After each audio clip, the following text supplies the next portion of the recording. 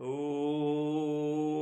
वक्रतुण्ड महाकाय कोटिसूर्यसमप्रभ निर्विघ्नं कुरु मे देव सर्वकार्येषु सर्वदा।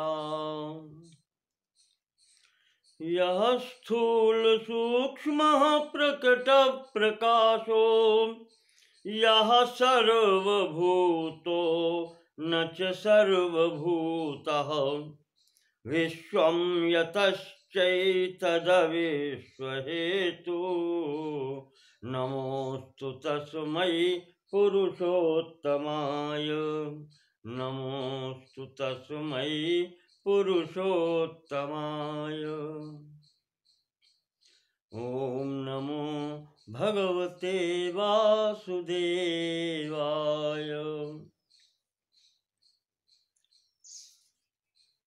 श्री विष्णु पुराण के तृतीय अंश के अंतर्गत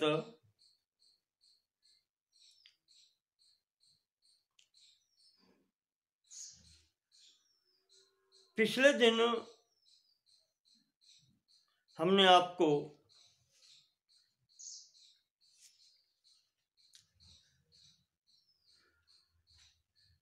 चौदह मनवंतरों के अधिकारियों की बात की, 28 व्यासों के नाम बतलाए, 29वें व्यास की अश्वत्थामा के रूप में नियुक्ति हो चुकी है, ये भी बतलाया।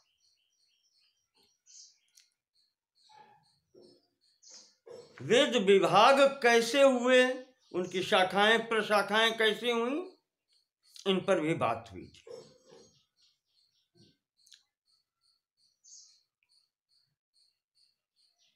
और अंत में ये बताया था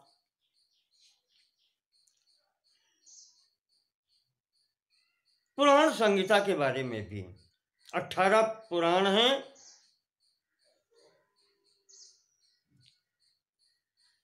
कहा कि इन पुराणों में संक्षेप से जो वर्णन है, सर्गश्च प्रतिसर्गश्च वंशमन्वन्तराणि च सर्वेष्वेतेषु कथ्यन्ते वंशानुचरितं च यत्। इन पुराणों में सर्ग बतलाया जाता है, किस प्रकार से उस परम शक्तिमान परम सत्ता से स्थूल भूतों तक की उत्पत्ति, तत्पश्चात प्रतिसर्ग, ब्रह्मा जी के द्वारा की हुई सृष्टि।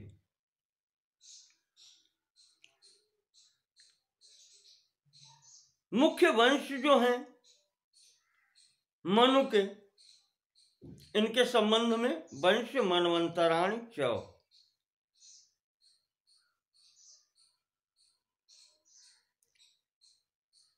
मनुओं के नाम, मनुओं की परंपरा, उनके वंश कौन चले, और अंततः 5वां आता है वंशानुचरितम। उस वंश में कौन कौन से महापुरुष हुए, उल्लेखनीय व्यक्तित्व हुए, उनके चरित्र।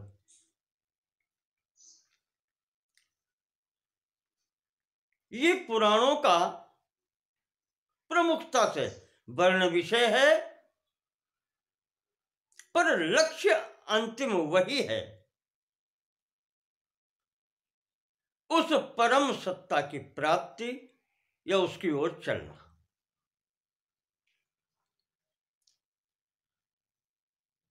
और इन्हीं के मार्ग में जो सहायक ग्रंथ हैं, अंगानि वेदाश्चत्वारो मीमांसा न्याय विस्तरः। 4 वेद और उसके अंग स्वरूप 6 वेदांग जो कहे जाते हैं, शिक्षा, कल्प, निरुक्त, व्याकरण, छंद और ज्योतिष। इसके पश्चात मीमांसा, मीमांसा में दोनों, पूर्व मीमांसा उत्तर मीमांसा मिला करके मीमांसा, ज्ञान मार्ग और कर्म मार्ग। न्याय, न्याय शास्त्र अन्वीक्षिकी भी कहा जाता है। इसका मुख्य वर्ण विषय है कि तर्क कैसे किया जाता है। लक्ष्य की प्राप्ति के लिए, ज्ञान की प्राप्ति के लिए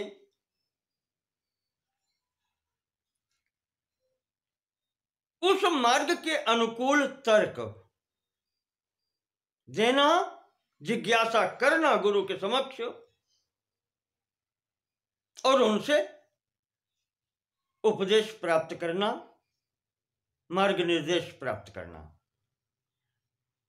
पुराण बता ही दिया आपको, पुराण इतिहास, और धर्मशास्त्र, धर्मशास्त्र में स्मृतियां इत्यादि आती हैं। ये मिलाकर के 14 विद्याएं, और इनमें जब आयुर्वेद, धनुर्वेद, गांधर्व वेद और अर्थशास्त्र, ये 4 विद्याएं जब और मिला दी जाती हैं तो 18 विद्याएं हैं।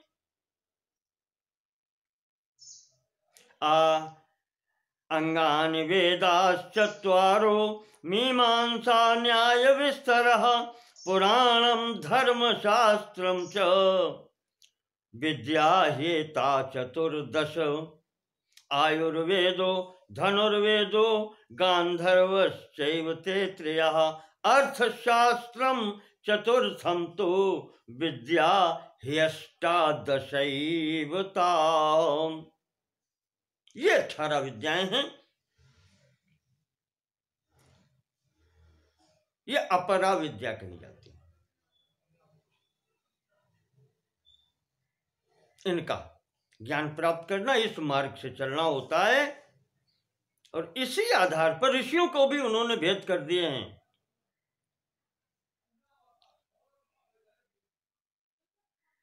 ज्ञेया ब्रह्मर्षयो पूर्वम तेभ्यो देवर्षयः पुनः।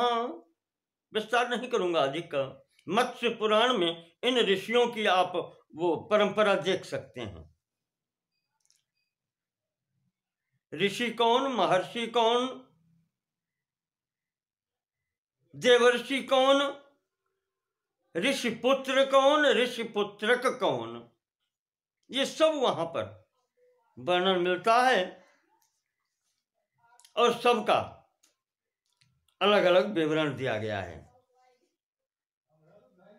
यहां पर 3 विभाग किए हैं ऋषियों के। ब्रह्म ज्ञेया ब्रह्मर्षयः पूर्वम, पहले ब्रह्मर्षि, ब्रह्मा जी से जो उत्पन्न है सीधे। तेभ्यो देवर्षयः पुनः, और उनसे आगे देवर्षि नारद आदि। और राजर्षयः पुनः तेभ्या ऋषि प्रकृतया त्रयः। उसके पश्चात राजर्षि, जिन्होंने सर्व संसारिक कार्य करते हुए और अंततः कर्म मार्ग से आगे बढ़कर के गृहस्थ, वानप्रस्थ और संन्यास मार्ग में पहुंचे हैं, ये राजर्षि। ये 3 प्रकार के मुख्य ऋषि बताए गए हैं, जिन्होंने अपने ज्ञान से हम सबको प्रभावित किया है और उस मार्ग का प्रदर्शन किया है, किधर चलना है।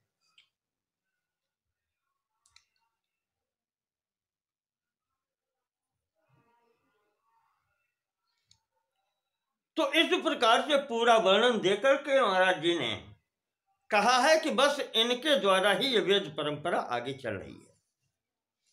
अब तृतीय अंश के 7वें अध्याय में मैत्रेय जी महर्षि पराशर से प्रश्न करते हैं, गुरुदेव जो मैंने पूछा वो आपने सब यथावत कथितम सर्वम, जैसा मैंने पूछा था उसको यथार्थ रूप में यथावत आपने वर्णन किया है। अब मैं जानना चाहता हूं कि महाराज आपने जो इतना बड़ा विवरण दिया है सृष्टि क्रम का, 7 ऊर्ध्वलोक, 7 पाताल लोक, 7 द्वीप इस भूमंडल के, और इसके अतिरिक्त जो भी ब्रह्मांड के अंतर्गत आए, सूक्ष्म से सूक्ष्म जीवों से लेकर के और बड़े से बड़े जीवों तक,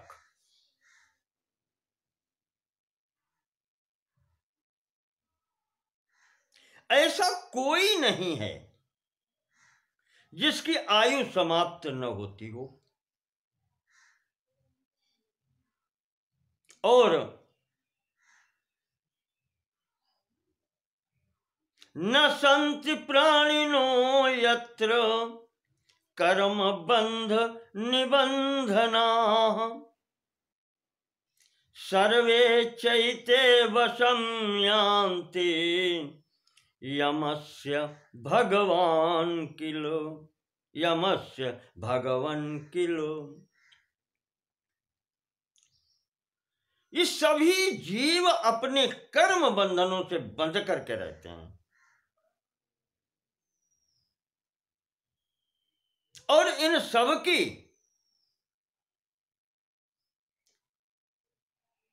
आयु भी समाप्त होती है। सर्वे चैतम वशम यान्ति यमस्य, और ये सब जीव अंततः यमराज के वश में ही होते हैं।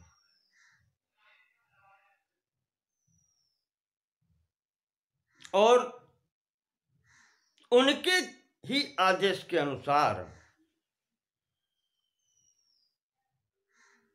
तथा यान्ति यातनाः तत्प्रचोदिता, तत्प्रचोदिता यमस्य,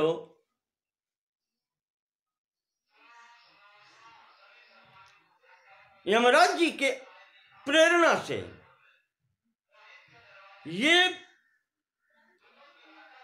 नरकों में यातनाएं भोगते हैं, और यातनाभ्यां परिभ्रष्टा देवाद्यास्वथ योनिषु, और जब ये अपने पाप वहां नरक में भोग लेते हैं, शुद्ध होकर के फिर अपने सुकृतों के अनुसार देवलोक में प्रतिष्ठित होते हैं, स्वर्ग में भी जाते हैं, देवताओं की योनि में जाते हैं। ऐसा शास्त्रों का भी निर्णय है। इन स्थितियों में जब शास्त्रों का भी ऐसा निर्णय है, तो अब आप कृपा करके अंततः मुझे एक बात बतलाएं। सोहमिच्छामि तच्छ्रोतुम यमस्य वशवर्तिनः न भवन्ति। वो उपाय हमको आप बतलाएं जिससे इस जीव को यमराज के वश में न जाना पड़े।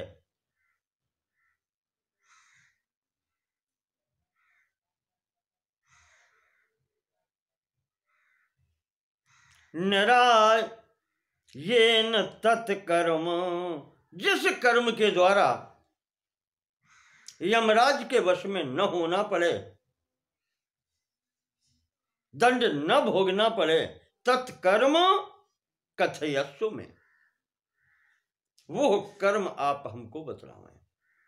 क्या करें हम कि यमराज के दंड का भागी हमें न होना पड़े। बहुत बड़ी बात पूछी है, क्योंकि जीवलोक में, यहां मृत्यु लोक में आकर के, पृथ्वी तल पर आकर के कर्म तो प्रत्येक जीव करता है, और जाने अनजाने में सुकृत दुष्कृत हो ही जाते हैं।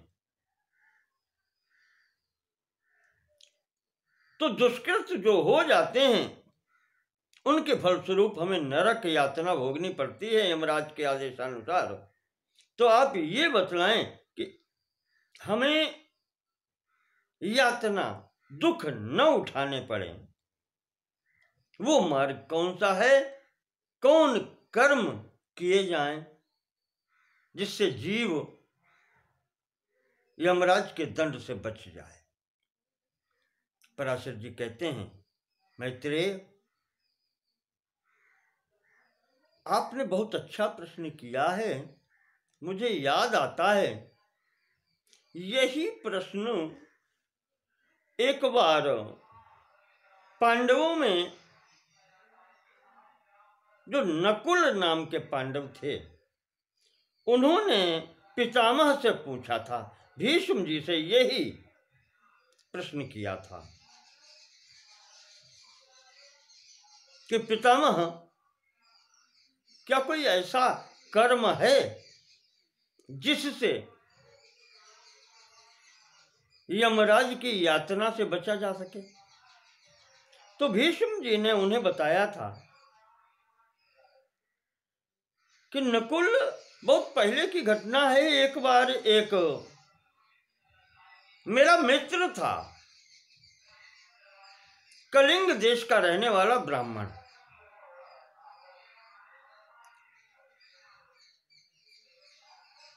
वो मिला मुझे था, मित्र से मित्रता की बातें होती थी।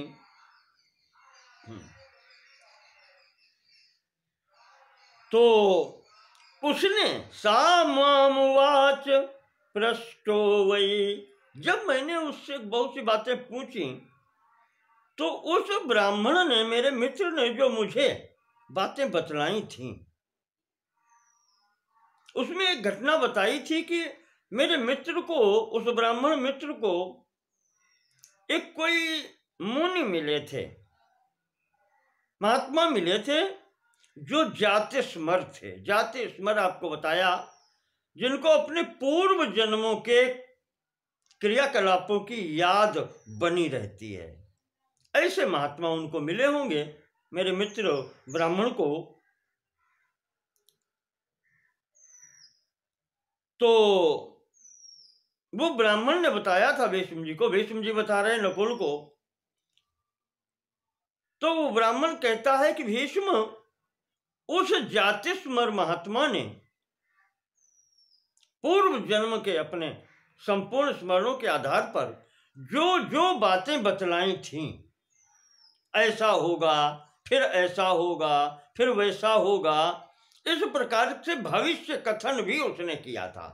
पूर्व स्तर के जो पूर्व जन्मों की बातें थी वो तो उसने बतलाई थी, भविष्य कथन भी उसने किया था। तो भीष्म, जो भी उन महात्मा ने कहा था, मैंने वो सब अपनी दृष्टि के समक्ष होता हुआ देखा है,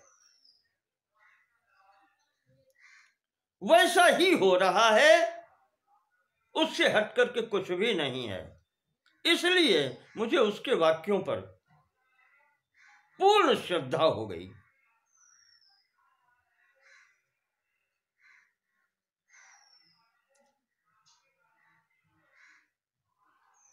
तो वो मेरा जो मित्र था, भीष्म जी बता रहे हैं नकुल को कि बेटा नकुल, वो जो मेरा ब्राह्मण मित्र था उससे मैंने बात में कुछ ऐसी ही बातें पूछी थी,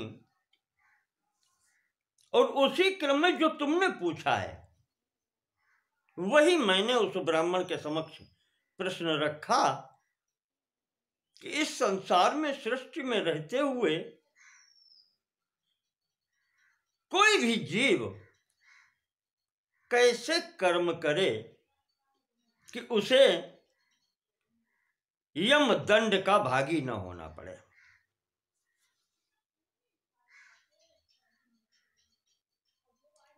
तो उस ब्राह्मण ने अपने उस पूर्व के जाति स्मर महात्मा के वचनों को याद करके मुझे बताया था।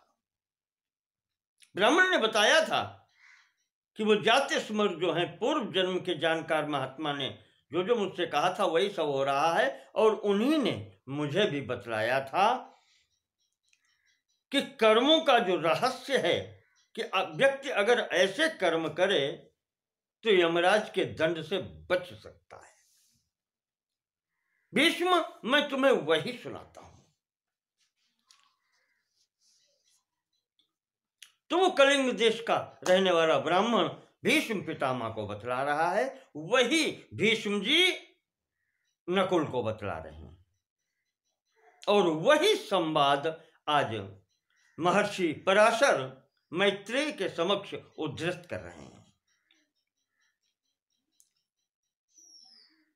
पराशर जी कहते हैं कि वो कलिंग देशीय ब्राह्मण कालिंग भीष्म जी को बता रहा है कि स्वपुरुषम अभिवीक्ष्य पाशहस्तम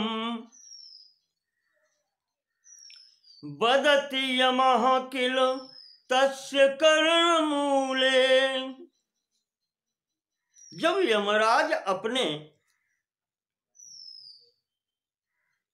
स्वपुरुषम अपने कर्मचारियों को पाश हस्त लेकर के हाथ में वही रस्सी जीवों को लाने के लिए, बांधने के लिए जाता हुआ देखता है, देखा उसने, तो यमः वदति तस्य कर्णमूले, तब यमराज उसके कान में शिक्षा देते हैं। क्या कहते हैं कि परिहर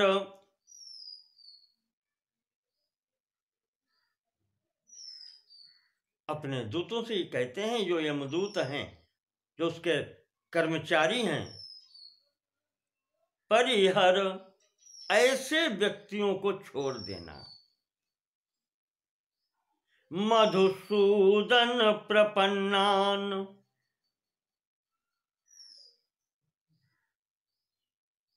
जो भगवान मधुसूदन के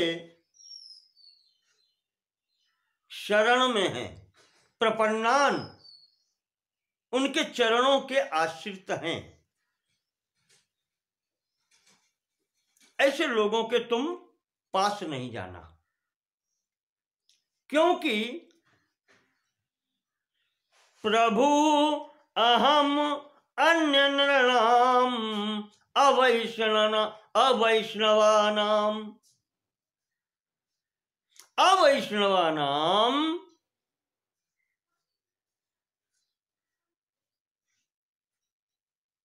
अन्य नृणाम प्रभु अहम अस्मि।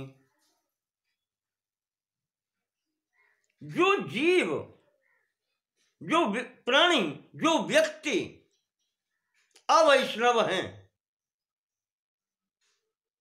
भगवान के भक्त नहीं हैं,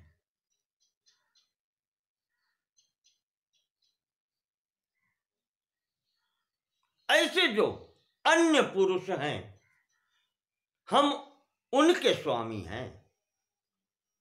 भगवत भक्तों पर हमारा शासन नहीं चलता। तो मधुसूदन प्रपन्नान परिहर, जो भगवत भक्त हैं, उनके शरण में गए हुए हैं, भगवान के व्यक्ति हैं, उनके पास नहीं जाना। मैं उनका स्वामी नहीं हूं। उनके अतिरिक्त जो अन्य जीव हैं, व्यक्ति हैं, मैं उनका स्वामी हूं। अहम अमर वरार्चितेन धात्रा यम इति लोकहिताहिते नियुक्तः।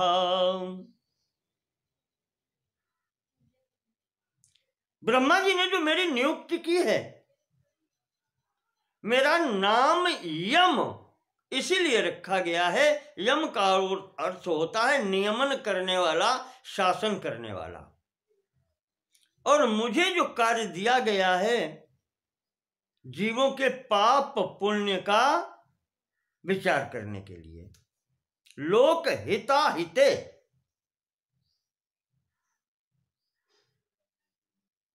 जीवों के पाप पुण्यों का निस्तारण करने के लिए, विचार करने के लिए। तो हरि गुरु बस गोस्मि न स्वतंत्र। तो इस प्रकार से याद रखना कि मैं भी स्वतंत्र नहीं हूं। कम से कम दो व्यक्ति, हरि गुरु। गुरु कौन? विधाता ब्रह्मा जी, और हरि ओह पर ब्रह्म परमात्मा स्वरूप सत्ता। ये मेरे भी स्वामी हैं। तो प्रभवति संयम ने ममापि विष्णु। तो वो परब्रह्म परमात्मा सत्ता भगवान विष्णु जो ब्रह्मा जी का नियमन करते हैं, तो वो हमारे भी नियमन करता है, शासन करता है।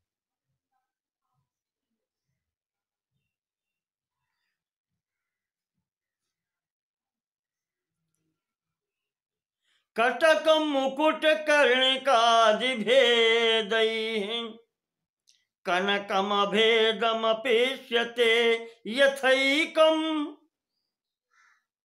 सुर पशु मनुजादि कल्पनाभिर हरिरखिलाभिरुदीर्यते तथैकम्। मैं इस संसार को जिस दृष्टि से देखता हूं,